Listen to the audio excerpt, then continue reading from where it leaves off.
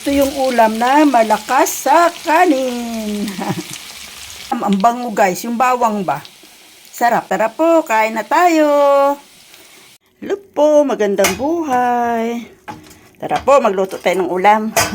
Ayan, nagpakulo na ako ng mantika. Pakulo, painit. Ayan.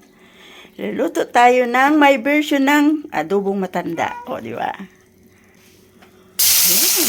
Super daming bawang. Yan ang magpapasarap sa adobo natin.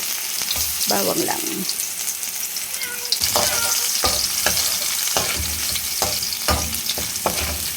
Hindi naman kailangang lahat yan. Pwede na yan.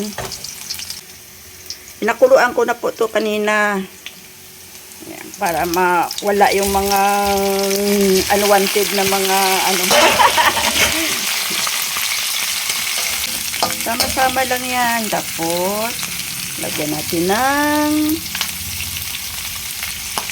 laurel. Lagyan natin ng buong paminta. Ayan. At ang pinaka main ingredients ng adobong matanda ay suka. Kuha. Ayan. Maraming suka. Yan.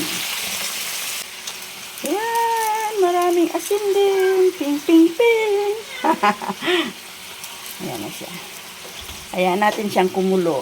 Muna natin haluin. Takpan. Ayan. Doon na po siya. Ayan. Ayan.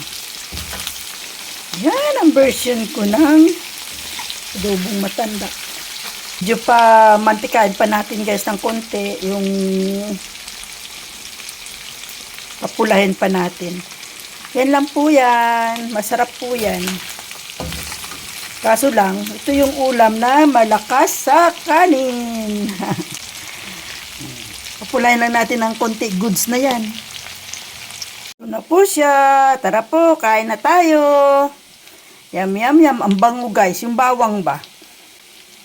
Magandang buhay sa lahat. Kain na po. Ngayon version ng adobong matanda. Good luck na lang nito sa kanin. Bye-bye. Thanks for watching.